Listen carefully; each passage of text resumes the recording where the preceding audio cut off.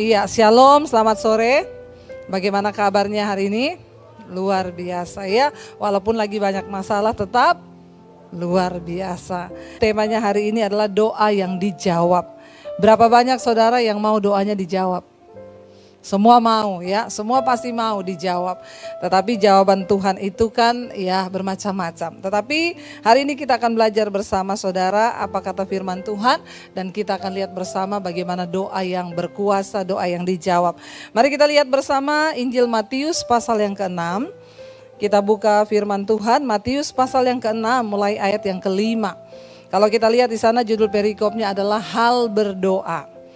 Injil Matius pasal yang ke-6 ayat yang ke-5 mulai hal berdoa.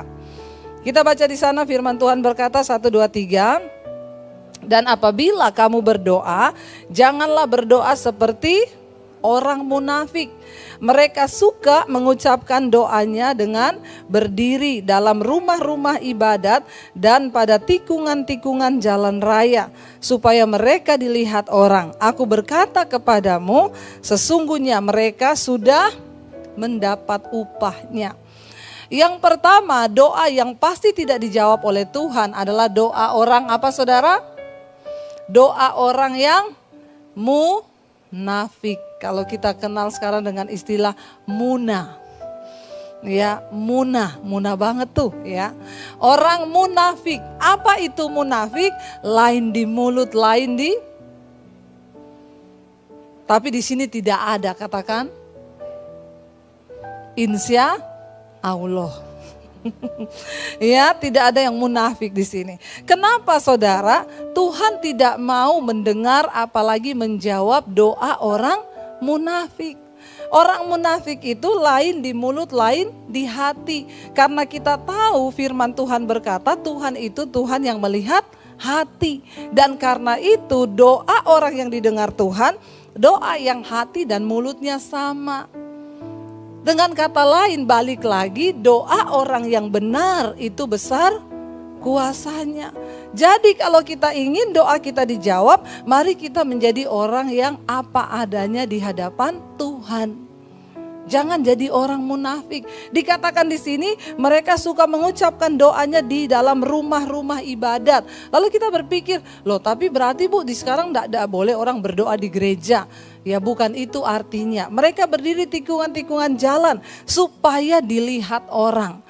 Orang munafik itu orang yang pura-pura kelihatan rohani padahal sama sekali tidak rohani. Di depan mata dia rohani tapi ternyata di belakang roh halus. Saudara, orang munafik itu sangat berbahaya. Sekarang kita lihat ada begitu banyak orang yang membungkus kemunafikan dengan berkedok agama. Dan ini sangat-sangat berbahaya di hadapan Tuhan. Kenapa? Kalau orang sudah terbiasa melakukan dosa, hidup dalam kemunafikan, dia berdosa, dia melayani, dia berdosa, tapi dia juga di dalam rumah-rumah ibadat aktif, tetapi di luar ternyata dia melakukan dosa, maka orang seperti ini akan terbiasa. Dia lama-lama melakukan dosa, sudah tidak tertuduh lagi karena sudah terbiasa. Ya, jadi saudara, jangan lain di bibir, lain di hati. Yang pertama, Tuhan pasti tidak akan mendengar doa orang yang munafik. Yang kedua, kita lihat bersama ayat yang ke-6.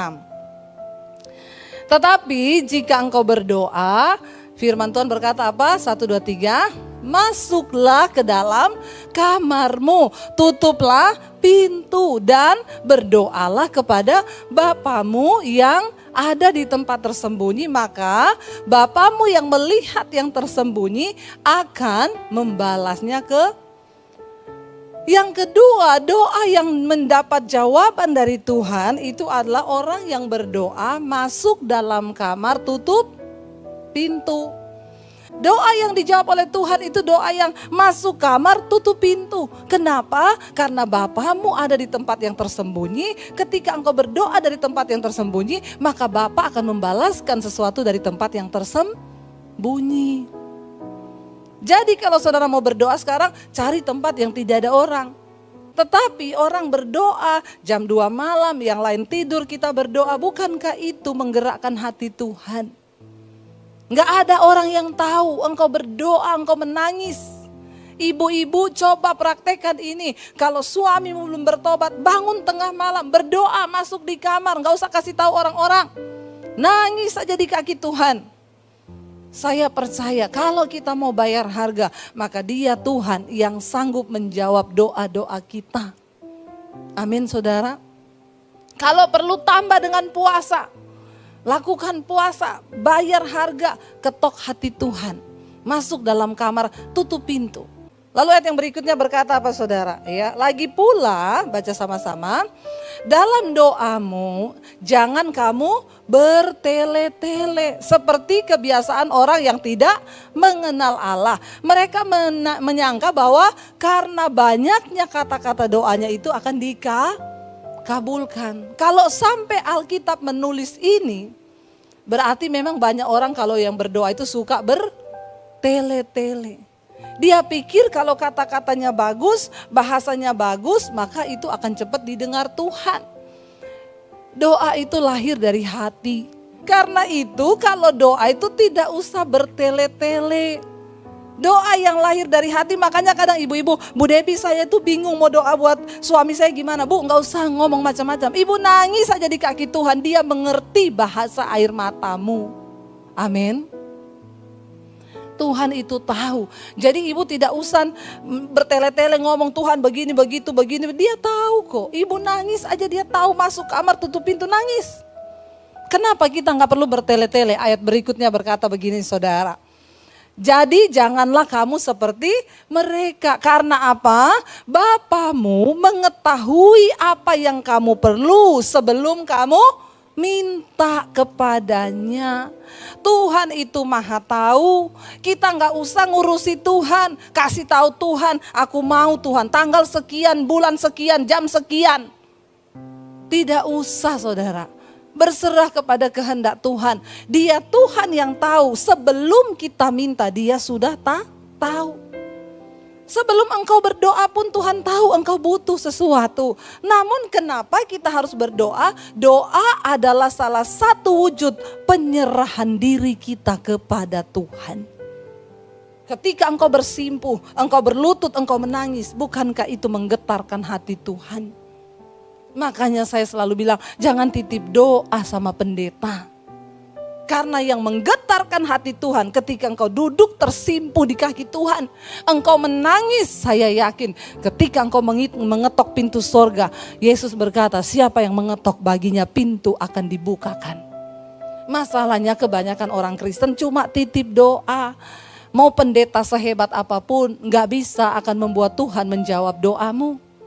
Lalu ada yang bilang, tapi ada Bu, orang doakan ya orang terus dia langsung sembuh loh. Itu karena iman orang sakit itu. Bukan karena pendetanya. Makanya ketika orang pendarahan 12 tahun menjamah Yesus. Yesus bilang apa? Yesus gak ngomong ini. Aku loh yang menyembuhkan engkau. Yesus bilang apa? Imanmu yang menyelamatkan engkau. Iman orang itu. Ya. Iman yang menggetarkan sorga ketika engkau nangis berlutut di kaki Tuhan. Tidak usah bertele-tele. Sebab Tuhan mendengar doa orang yang sungguh-sungguh berserah kepadanya saudara. Lalu ayat berikutnya dikatakan di sana apa saudara? Ayat yang ke-9 ya kita baca. Karena itu berdoalah demikian. Bapa kami yang di sorga, dikuduskanlah namamu. Yesus mengajarkan doa terbaik adalah doa Bapa kami. Di dalam doa Bapa kami itu terdapat banyak unsur yang bisa membuat doa itu dijawab. Yang pertama ketika kita berdoa, dalam doa Bapa kami dikatakan Bapa kami yang ada di sorga, dikuduskanlah namamu. Kita ketika datang menghadap Tuhan, kita harus mengakui bahwa Dia Allah yang kudus. Dan ketika kita mengakui Dia Tuhan yang kudus, tentu kita harus menghadap kepada Dia dengan kekudusan. Ingat bangsa Israel dulu ketika mereka menghadap Tuhan, itu harus menyembelih kurban. Ya, kambing domba untuk darahnya tercurah sebagai penghapus dosa, barulah mereka itu layak ya berdoa kepada Tuhan. Tetapi kita sudah menerima kurban yang terbaik anak domba Allah, yaitu darah Yesus Kristus. Lah saudara, Yesus sudah mati bagi kita, darahnya tercurah, makanya kita nggak perlu lagi, tetapi kita harus minta Tuhan sebelum berdoa, kuduskan hidupku. Kalau ada dosa dalam pikiran, perkataan, hati, kuduskan sebab Engkau Allah yang maha kudus. Lalu yang berikutnya ayat yang ke-10 di sana dikatakan, datanglah apa? Kerajaanmu, jadilah kehendakmu di bumi seperti di sorga.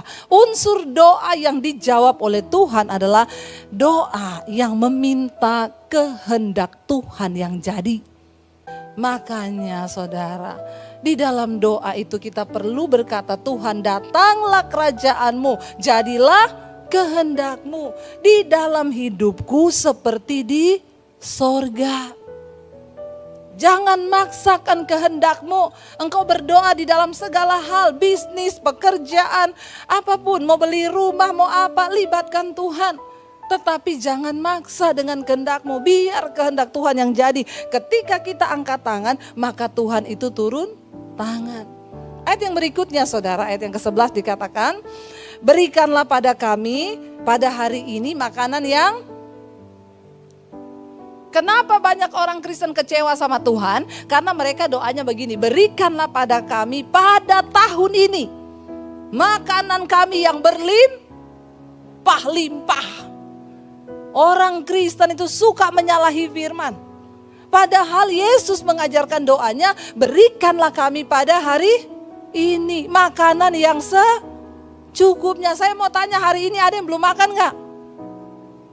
Ada di antara saudara yang belum makan? Yang sudah makan 3 kali angkat tangan.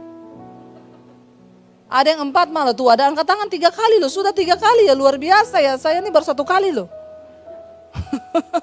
Ya, berarti di antara kita hari ini nggak ada yang kelaparan kan? Tidak ada yang berkekurangan kan?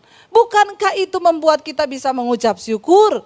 Tuhan ajarkan, beri pada kami hari ini Tuhan makanan kami yang secukupnya. Kenapa orang jadi stres dan khawatir? Karena dia pikir 10 tahun ke depan. Engkau bodoh kalau engkau terlalu khawatir. Firman Tuhan berkata, kesusahan sehari cukup untuk sehari. Tapi manusia itu bantah sukanya. Bahkan uang masih ada miliaran di rekening sudah ketakutan. Ketakutan, akhirnya gak bisa menikmati hidup. Gara-gara khawatir, takut, ketakutan, kena macam-macam penyakit, mati. Duitnya ditinggal buat orang lain. Kayak yang saya ceritakan, kerja terus saking khawatir hidup. Suaminya bilang, Ma, ayo kita liburan. Nggak, kumpul uang, cari duit. Uang kita itu sudah 20 M loh. Nggak, masih kurang itu. Kerja, istrinya lagi kerja mati. Kecapean, serangan jantung. Waktu istrinya mati, suaminya menikah sama pembantunya. Karena memang suaminya ini kuper, gak pernah keluar, kerja terus. Yang dia lihat ya cuma pembantunya. Akhirnya nikah sama Inem. Begitu nikah bulan madu ke Bali. Inem bilang, dulu Inem pikir Inem kerja buat nyonya. Ternyata nyonya yang kerja buat Inem. Saudara mengerti maksud saya?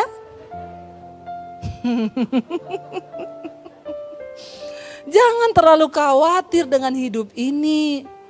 Ya, kesusahan sehari cukup untuk sehari. Doa itu secukupnya. Tuhan, berikan pada kami makanan kami untuk hari ini yang kalau kita hidupi ini, wow, luar biasa, kita malah bisa berbagi. Sehingga hidup tidak kita nikmati bagi diri kita, tapi kita juga bisa berbagi dengan orang lain yang membutuhkan. Bersyukur saudara. Jangan sampai engkau tidak bersyukur. Selama masih ada makanan untuk hari ini, masih ada pakaian, itu hidupmu sudah alkitabiah. Lalu dikatakan yang berikutnya di sana, ayat yang ke-13 ya. Dan ampunilah kami akan kesalahan kami, seperti kami juga mengampuni orang yang bersalah kepada kami. Doa yang dijawab Tuhan ada unsur pengampunan di sana. Minta ampun kepada Tuhan dosa kita, dan kita juga harus melepaskan pengampunan bagi orang lain. Kalau engkau dalam doamu tidak berkata engkau mengampuni orang lain, maka doamu juga tidak akan dijawab Tuhan. Ada yang tanya, Bu, kenapa kita harus mengampuni orang yang menyakiti kita? Enak banget orang itu, kamu mengampuni bukan untuk kepentingan orang itu loh, untuk kebaikan dirimu. Jadi doa yang benar ada unsur melepaskan pengampunan dan meminta pengampunan kepada Tuhan. Lalu yang berikutnya, yang terakhir saudara. Dan janganlah membawa kami dalam pencobaan, tapi lepaskan kami daripada yang jahat. Karena Engkaulah yang punya kerajaan dan kuasa dan kemuliaan sampai selama-lamanya. Saudara, doa yang dijawab oleh Tuhan itu doa yang meminta untuk dilepaskan dari pencobaan. Tapi orang Kristen sekarang, dia doa sama Tuhan lepaskan dari pencobaan, tapi dia bawa dirinya di dalam pencobaan. Itu yang banyak terjadi. Bapak-bapak gak ada kerjaan, cari-cari kenalan di dunia maya. Itu kan namanya engkau membawa diri dalam pencobaan. Ya, jangan bawa diri dalam pencobaan. Kita hidup lurus sudah banyak pencobaan, apalagi kalau hidupnya bengkok. Ayat yang berikutnya saudara, ayat 14 berkata, kenapa tadi kita harus mengampuni? Karena jikalau kamu mengampuni kesalahan orang, Bapamu yang di sorga akan mengampuni kamu juga. Ya, dan ayat yang ke-15. Tetapi jikalau kamu tidak mengampuni orang, Bapamu juga tidak akan mengampuni kesalahanmu.